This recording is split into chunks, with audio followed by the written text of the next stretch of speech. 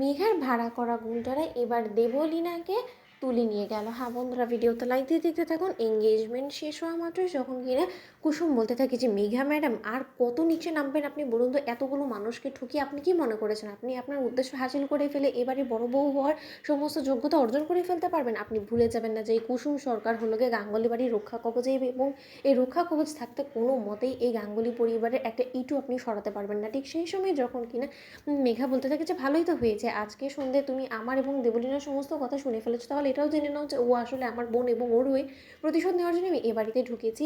এবং আমি যতক্ষণ পর্যন্ত না প্রতিশোধ নেওয়াটা নিশ্চিত করতে পারছি, ততক্ষণ পর্যন্ত আমিও এখান থেকে বেরোবো না। আমিও বরঞ্চ তোমার সামনেই গাঙ্গুলি পরিবারে দাউ দাউ করে আগুন জ্বালিয়ে দেবো। আমি দেখবো যে গাঙ্গুলি পরিবারের রক্ষা কবচ কী করে সমস্ত কিছু হওয়া থেকে ঠেকায়।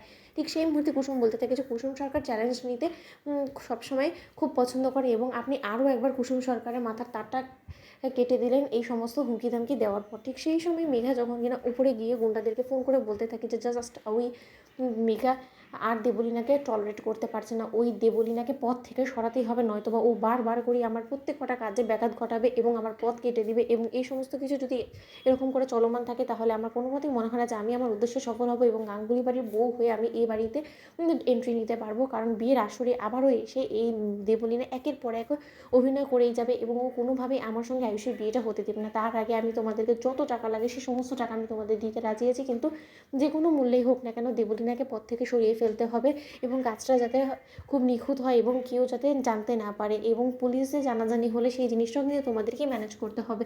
অন্যদিকে গুন্ডারা যখন বলতে থাকে যে ম্যাডাম আপনি একদম টেনশন করবেন না, অন্যদিকে এই সমস্ত কথোপকথন যখন কিনা কুসুম শুনে ফেলে এবং কুসুম বলতে থাকে যে এবার আপনারা একে অপরে শত্রু হয়ে উঠবেন এবং সেই শত্রুতার ফায়দাটাই এই কুসুম সরকার লুটবে এবং আপনাদেরকে একে অপরের বিরুদ্ধে উস্কে দিয়ে দেখুন আমি এবার দেবলীনা ম্যাডামকে দিয়ে কী করে আপনাকে এই বিয়ের আসর থেকে টেনে হিঁচড়ে তুলে নিয়ে ফেলে দিই। ঠিক সেই সময় যখন কিনা দেবলীনাকে হঠাৎ করে গুন্ডারা যখন কিনা সেখানে রাস্তা থেকে তুলে নিয়ে গিয়ে জিম্মি করে রেখে দেয়, এবং দেবলীনা যখন চিৎকার চেঁচামেচি করতে থাকে এবং বলতে থাকে যে তোমাদের এত বড় সাহস হয় কী করে যে তোমরা আমাকে রাস্তা থেকে তুলে নিয়ে এসেছো, কেন নিয়ে এসেছো বলো, কার কথায়?